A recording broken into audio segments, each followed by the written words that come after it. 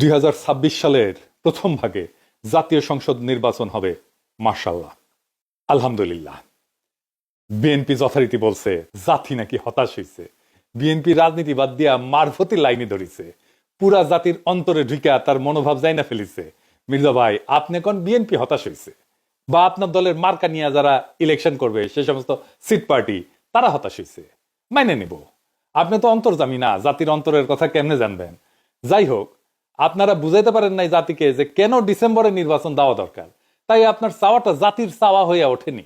বেদ্যবি নিয়েন না, মুরব্বী মানুষ। হাসিনাকে কেন সরানো দরকার এটা ন্যারেটিভ আপনারা তৈরি করতে পারেন নাই, করেনও নাই। মেলা মানুষ মিলে তৈরি করছে, আপনারা সামে বৈশা থাকিছেন। তাই ন্যারেটিভ নির্মাণের যে তাগদ, যে হিম্মত, যে স্ট্র্যাটেজিক চিন্তা লাগে সেটা আপনারা বুইলা বসে আছেন, বা আপনাদের কখনই ছিল না। যতগুলো পলিটিক্যাল পদক্ষেপ নিছেন হাসিনা পড়ার পরে সব ফেল করছে, আটারলি ফেল করছে। এইটা আপনাদের কর্মীদের মনোবল কেমন ভাঙিয়ে দিছে সেটা বুঝবেন যত দিন যাবে ততদিন। আপনি যেটা করতে চান সেটার পক্ষে এমন কনভিন্সিং যুক্তি হাজির করতে হয় যা উপেক্ষা করার ক্ষমতা কারো থাকে না। এটাই বয়ান বা ন্যারেটিভ তৈরির শক্তি। আপনারা যা দাবি করলেন এটা যে পাইলেন না, আপনাদের কর্মীদের কনফিডেন্স থাকবে 5ই আগস্টের পরে যা যা অর্জন তার সাথে আপনারা আপনাদের দলকে কানেক্ট করতে পারেন নাই। 32 নম্বর জয় বাংলা কইরা দেওয়া, আওয়ামী লীগ নিষিদ্ধ করায় দুইটা মাইলস্টোন ইভেন্টে আপনাদের কোনো সংশ্লিষ্টতা নেই। আপনারা বিরোধিতা করছেন আওয়ামী লীগ নিষিদ্ধের, ট্রল করছেন সেই সময়। আপনারা প্রফেসর ইউনূসের কাছে রোড ম্যাপ চান নির্বাচনের, আপনাদের দলের রোড ম্যাপ আছে নাই। এই 10 মাসে কি করেছেন? ভার্চুয়ালি কিছুই না। না না না, দুইটা বড় কাজ করেছেন। ইন্ডিয়ার সাথে আর ওয়াকারের সাথে সিস্টেম করেছেন, দখল চান্দাবাদি করেছেন, গরুর হাট, সবজির বাজার থেকে শুরু করে টেলিভিশন কোম্পানি, পদ পদবি ইত্যাদি আর কত কিছু। আর মানুষের ঘৃণা কামাইছেন, কামাই ভালোই করেছেন। যারা একসময় বন্ধু ছিল তাদের শত্রু বানাইছেন। না না, আমরা বানাই নাই আপনাদের শত্রু, আপনারাই আমাদের বানাইছেন। আপনাদের দলের প্রতিষ্ঠাতা বলতেন বিদেশে আমাদের বন্ধু আছে, প্রভু নাই। বিদেশে আমাদের বন্ধু আছে, বিদেশে আমাদের প্রভু নেই। দেশে আপনারা বন্ধুহীন, বিদেশে কয়টা প্রভু আছে আল্লাহ মালুম। বিএনপির জন্য ডিসেম্বরের নির্বাচন চাওয়াটা একটা bad idea, very bad, extremely bad idea. কেন জানেন? জানেন না, এটাও জানেন না। আসেন এটা আলাপ করি। ডিসেম্বরে যতগুলো নির্বাচনে বিএনপি অংশ নিচ্ছে, গোহারা আসছে, গোহারা একটা না দুইটা নির্বাচনে অংশ নিচ্ছে। 2008 সালের 29শে ডিসেম্বর এই যে ফখরুদ্দিন মঈনুদ্দিনের নির্বাচনে বিএনপি গোহারা আসছে। আবার 30শে ডিসেম্বর 2018 শেখ হাসিনার অধীনে নির্বাচন, গোহারা আসছে। প্রথমটা তত্ত্বাবধায়ক সরকার ছিল, পরেরটা হাসিনার অধীনে নির্বাচন ছিল। আওয়ামী লীগ ইচ্ছা করে ডিসেম্বরে নির্বাচন ফেলতো। ওইটা তো তার খেলার মাঠ, কুসুম কুসুম মুক্তিযুদ্ধের চেতনার চূড়ান্ত অর্গাজম হয় যেই সময়, সেই সময় নির্বাচন ফেলে কর্মীদেরকে উদ্দীপ্ত করে কাজে নামাইতো। সে সিস্টেম করে ডিসেম্বরে সবসময় নির্বাচন যেন হয় ওই কাম করেছে। এটা আপনারা বুঝতে পারেন নাই। এই সালসা খাওয়াইছে বিএনপি রে ইন্ডিয়া আর ওয়াকার, তাই বিএনপি খাইছে ডিসেম্বরের নির্বাচন। নিজে কখনো চিন্তা করেনি আরে ডিসেম্বর কেন, কেন নভেম্বর বা জানুয়ারি না? নির্বাচনে তো প্রতিপক্ষ চুপচাপ বসে থাকে না, তাই না? সে কিছু করে, সে বারে বারে বলতে থাকবে ডিসেম্বরের নির্বাচনে যাবেন, বারে বারে বলতে থাকবে আরে দূর, বিএনপি ডিসেম্বরের নির্বাচনে জিতে না। হ্যাঁ, দেখেন কবে নির্বাচনে জিতেছে, দেখেন এই দুইটা নির্বাচনে হারিছে গোয়ারা, এবার হারবি। আপনার ভারতে এটা তো কুসংস্কার, আপনারা তো আবার বিজ্ঞান বিজ্ঞান করেন। জি না, এটা সংস্কার, এটা কাজ করে। ও আচ্ছা আচ্ছা, সংস্কার শুনলে তো আবার বিএনপির গাত্রদাহ শুরু হইতে পারে। যাই হোক, আমি যদি বিএনপির কেউ হইতাম, আমি অবশ্য এখন কেউ না, হ্যাঁ বিএনপির যখন তাদের কেউ ছিল না তখন ছিলাম আমি, এখন তাদের সব হয়েছে, পর হয়েছি আমি, বুঝছাও। তো যাই হোক, অসুবিধা নাই। আমি বিএনপি হইলে কখন নির্বাচন চাইতাম, কখন চাওয়া উচিত ছিল বলেন তো? বুদ্ধি করে বলেন, মনে আসতেছে না? আচ্ছা শিখাই দিই। আমি নির্বাচন চাইতাম ফেব্রুয়ারিতে। কেন ফেব্রুয়ারিতে? কারণ দ্বিতীয় সংসদ নির্বাচন, যেই নির্বাচনে প্রথম বিএনপি সংসদে জিতে সরকারি দল হয়, সেই নির্বাচন ছিল 18 ফেব্রুয়ারি 1979 সাল। ওই সংসদ ছিল এক ঐতিহাসিক সংসদ, এত ব্রাইট আর তুখর সংসদ বাংলাদেশে আর পায় নাই। ওইটাই বিএনপির প্রথম রাষ্ট্র পরিচালনা, রাষ্ট্র গঠন, খেলতে নেমেই চ্যাম্পিয়ন হয় বিএনপি। আর তখন জিয়াউর রহমান নেতা, প্রেসিডেন্ট, যাকে বলে সোনায় সোহাগা। বিএনপির যাত্রা শুরু, রাষ্ট্র ক্ষমতা জিয়াউর রহমানের অধীনে, নতুন রাষ্ট্র গঠন, বাকশালের ধ্বংসস্তূপের উপরে নতুন গণতান্ত্রিক বাংলাদেশ তৈরি করা। আর পঞ্চম জাতীয় সংসদ নির্বাচন, খালেদা জিয়া প্রথম জিতে সরকার গঠন করে, সেটা ছিল 27 ফেব্রুয়ারি 1991। ওই নির্বাচনে খালেদা জিয়া রাজনীতিবিদ থেকে রাষ্ট্রনায়ক হয়ে ওঠেন। বিএনপির দুইটা ল্যান্ডমার্ক নির্বাচন, দুইটাই ফেব্রুয়ারিতে। রাজনীতিতে তো আপনাদেরকে হিস্টোরিক্যাল ন্যারেটিভের শুরুতে পৌঁছায় দিতে হয় কর্মীদেরকে, আপনাকে কানেক্ট করে দিতে হয়। আপনি কানেক্ট করে দিতে পারতেন জিয়ার, খালেদা জিয়ার হেরিটেজের সাথে।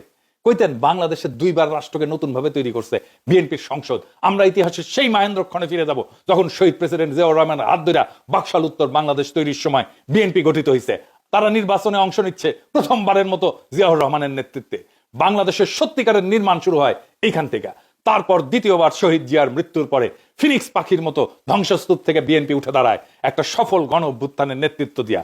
স্বৈরাচারের পতনের পরে নতুন করে রাষ্ট্র পুনর্নির্মাণের শুরুর সেই সময়টা 2 নির্বাচনী ফেব্রুয়ারিতে।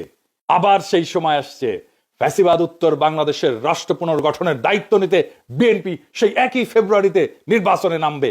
এইবার তৃতীয়বারের মতো বাংলাদেশকে আবার নতুন করে গড়ে তোলার দায়িত্ব নেবে বিএনপি।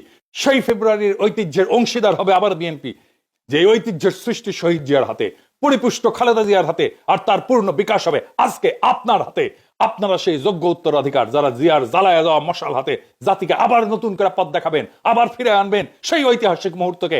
আপনার কর্মীর রক্তে আগুন ধরে যাবে, ঝাঁপায় পড়বে আপনার কর্মীরা। এই কাজটাই আমরা করেছি, আমি তো করেছি।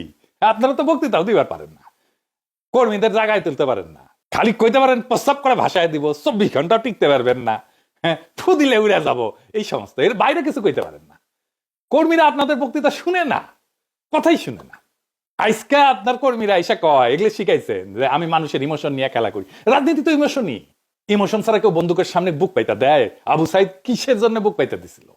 আপনি এমন স্বপ্ন দেখাবেন যে সে মনে করবে এই স্বপ্ন অর্জনের জন্য জীবন দিয়ে দেওয়া যায়।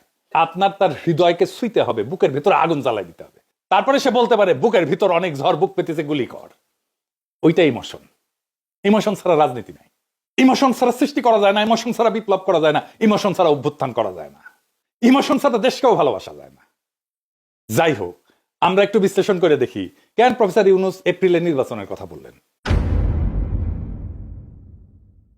প্রফেসর ইউনূস কেন বলছেন এটা উনার বিবেচনা, কিন্তু আমার যা মনে হয়েছে যে যুক্তিগুলো কাজ করছে। 1 নম্বর হইতেছে বিচার এবং সংস্কার সম্পন্নের জন্য সময় প্রয়োজন।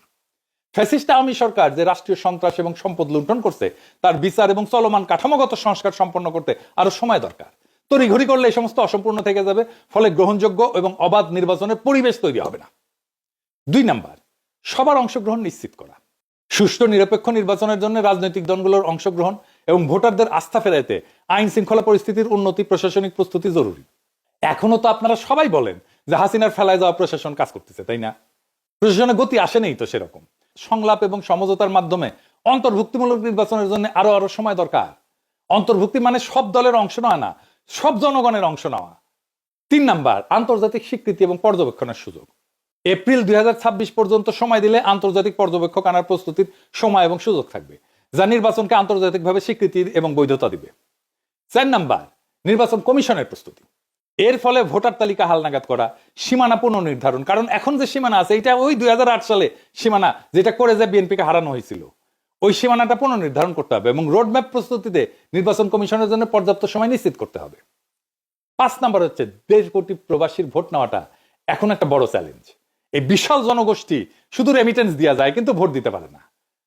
ভোট যদি নিতে হয় তাহলে তার পর্যাপ্ত প্রস্তুতির জন্য সময় দরকার। আমরা শুধু মানি মেশিন না তো, তাই না? আমাদের রাষ্ট্রের নেতা নির্বাচনের সুযোগ দিতে হবে। সবচেয়ে ভালো হয় যদি প্রবাসীদের জন্য সংসদে আসন থাকে। প্রবাসীরা প্রবাসীদেরকে নির্বাচিত করবে সংসদে যাওয়ার জন্য, এমপি হবে প্রবাস থেকেই। তার জন্য প্রবাসীদের জন্য 30 থেকে 50টা আসন করা উচিত। তো বিএনপি যদি এপ্রিলের সময় না মানে তাহলে আমি অন্তর্বর্তীকালীন সরকারকে বলবো সংস্কার না নির্বাচন এই প্রশ্নে গণভোট নিতে। জিয়াউর রহমান গণভোট করছিল, আমাদেরও গণভোট করা যেতে পারে। রাজনৈতিক দলের রাহাজানি বন্ধ করার টাইম আসছে। রাজনৈতিক দল মানে দেশের মালিক না, সে যা খুশি বলবে আর আমরা সারা দেশের লোক মেনে নেব। গতকালকে স্ট্যাটাস দিয়েছিলাম তো ফেসবুকে প্রফেসর ইউনূসের বক্তব্যের আগে, সেটাই প্রফেসর ইউনূস বলছে। অনেকে বলতেছে যে প্রফেসর ইউনূসের বক্তব্যে নাকি আমার এপিসোডের প্রতিধ্বনি শুনতে পেয়েছেন। প্রফেসর ইউনূসের বক্তব্যের মূল যে কথা, সে কথাটা হইতেছে আপনারা ওয়াদা আদায় করে নেবেন যে বাংলাদেশের স্বাধীনতা, সার্বভৌমত্ব, আঞ্চলিক অখণ্ডতা এবং জাতীয় মর্যাদার প্রশ্নে কখনো কোনো প্রকার আপোষ করবেন না এবং দেশের বাইরের কোন শক্তির কাছে দেশের স্বার্থ বিকিয়ে দেবেন না। এটাই মূল কথা। এইবার আপনি শুনেন আমার কিছু এপিসোড, শুনেন। এডিটর সাহেব শুনান, তারিখ দিয়ে দিন। বাংলাদেশের স্বাধীনতা, সার্বভৌমত্ব, আঞ্চলিক অখণ্ডতা এবং গণতান্ত্রিক ভবিষ্যতের সুরক্ষার দায়িত্ব বাংলাদেশের আপামর জনগণের, এবং আমরা অবশ্যই আমাদের এই দায়িত্ব সর্বোচ্চ ত্যাগ স্বীকার করে হলো সাফল্যজনকভাবে পালন করবো ইনশাল্লাহ। শুনেন, যে কাজের শপথ আপনারা নিছেন আমি তো সেই কাজই করি। আর সেটা হইতেছে আমাদের স্বাধীনতা, সার্বভৌমত্ব, আঞ্চলিক অখণ্ডতা এবং জাতীয় মর্যাদা সমুন্নত রাখা। ভারত নিজের স্বার্থ রক্ষায় হাসিনাকে জলাঞ্জলি দিয়া পছন্দের আর কাউকে ক্ষমতায় বসানোর চেষ্টা করতেই পারে, কিন্তু তাদের জানা দরকার বাংলাদেশের বীর জনগণ এদেশের স্বাধীনতা, সার্বভৌমত্ব, আঞ্চলিক অখণ্ডতা, জাতীয় মর্যাদা এবং গণতান্ত্রিক ভবিষ্যৎ নিশ্চিত করতে যে কোনো ত্যাগ স্বীকারে প্রস্তুত। আমি একটা কথা বারবার বলি, আমাদের স্বাধীনতা, সার্বভৌমত্ব, আঞ্চলিক অখণ্ডতা এইটা হুমকির মুখে। আর এই হুমকি কোথায় থেকে শুরু হচ্ছে সেইটা দেখেন, পাঠ্যপুস্তক থেকে আমাদের বাচ্চাদের, আমাদের সন্তানদের মাথাতে ঢুকায় দেওয়া হচ্ছে। আমরা বাংলাদেশের জনগণ ভারতকে একটা ফুটা পয়সা দিয়েও ছাড় দেব না। আমাদের প্রত্যেক মুহূর্তে মনে রাখতে হবে, আমাদের স্বাধীনতা, সার্বভৌমত্ব, আঞ্চলিক অখণ্ডতা, জাতীয় মর্যাদা এবং গণতান্ত্রিক ভবিষ্যতের প্রতি ভারত হইল সবচেয়ে বড় প্রতিবন্ধক। কিন্তু বাংলাদেশে চীনের স্ট্র্যাটেজির সাফল্য নির্ভর করবে এই প্রক্রিয়ার কেন্দ্রবিন্দুতে বাংলাদেশের জনগণের ঘনিষ্ঠ সম্পৃক্ততা এবং আমাদের স্বাধীনতা, সার্বভৌমত্ব, আঞ্চলিক অখণ্ডতা, জাতীয় মর্যাদা এবং গণতান্ত্রিক চেতনা বাস্তবায়নের উপরে। যারাই আমাদের সামগ্রিক স্বার্থকে সম্মান জানাইয়া আমাদের স্বাধীনতা, সার্বভৌমত্ব, আঞ্চলিক অখণ্ডতা, জাতীয় মর্যাদা এবং গণতান্ত্রিক চেতনা এবং আর্থসামাজিক প্রগতির প্রতি সত্যিকার সমর্থন এবং সহযোগিতার অঙ্গীকার করবে, আমরা তাদের দিকেই বন্ধুত্বের হাত বাড়াই।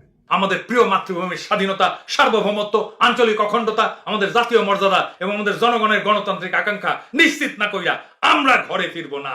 এই পবিত্র ঈদের দিনে যখন দেশের মসজিদে মসজিদে, ঈদগাহে ঈদগাহে আমরা ঈদের নামাজ পড়তে দাঁড়াবো এবং মহান আল্লাহ তাআলার নিকট আমাদের রোজা কবুল করার আকুল মিনতি জানাবো, তখন আমরা যেন এটাও মনে রাখি যে আমরা একই সঙ্গে কাতার বন্দী হয়েছি আমাদের দেশের স্বাধীনতা, সার্বভৌমত্ব আর আঞ্চলিক অখণ্ডতা রক্ষার পবিত্র সংগ্রামের অকুতোভয় সৈনিক হিসাবে।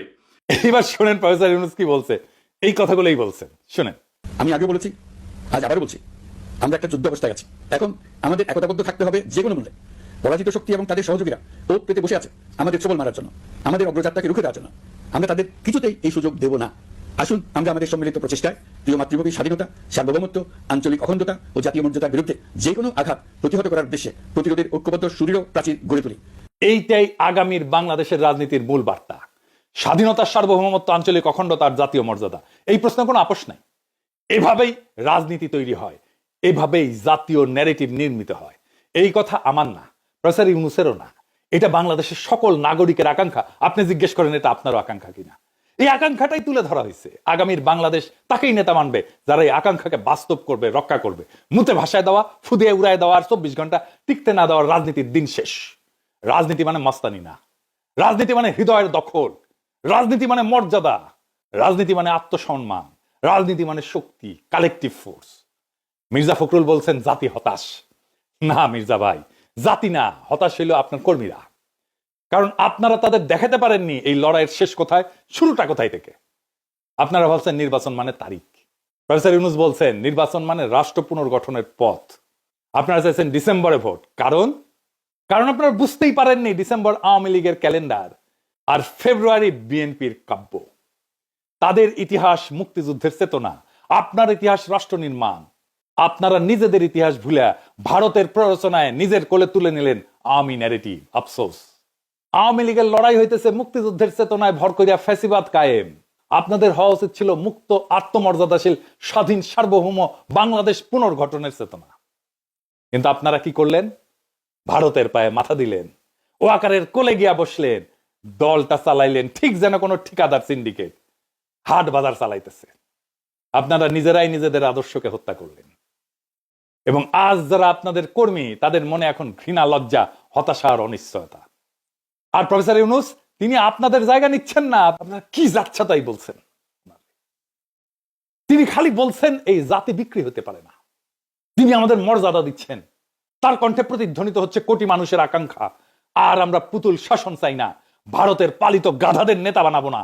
আমরা সেই নেতৃত্ব চাই যারা বাংলাদেশকে নিজের ঘরের মতো ভালোবাসবে, বাংলাদেশের জাতীয় মর্যাদা পুনরুদ্ধার করবে। এই ঈদে তাই আনন্দের চেয়ে বড় হয়ে উঠুক এক শপথ, আমরা নিজেদের রাষ্ট্র আবার নিজেদের হাতে তুলে নেব। আমরা সিদ্ধান্ত নেব কবে নির্বাচন হবে, কারা করবে, কিভাবে করবে। আর এই সিদ্ধান্ত হবে গণতন্ত্রের, দিল্লির না। এই সিদ্ধান্ত হবে জনগণের, ওয়াকারের না, চাটুকারদের না। এই ঈদে শুধু আমরা পশু কোরবানি দেব না, আমরা কোরবানি দেব ভয়ের, আত্মসমর্পণের, দুর্বলতার। এই ঈদে ঘোষণা হোক বাংলাদেশ কারো জমিদারি না, না রাজনৈতিক দলের, না দিল্লির, না ওয়াকারের। আমরা সাধারণ জনগণ সবাই এই দেশের মালিক, আমাদের কথায় দেশ চলবে। রাজনৈতিক দল আমাদের আকাঙ্ক্ষার বিরুদ্ধে গেলে গুল্লি মারি সেই দলকে। ঈদ মোবারক। ইনশাল্লাহ আগামীর বাংলাদেশ আমরা ফেরত আনবো রক্তে ঘামে স্বপ্নে। ইনকিলাব জিন্দাবাদ।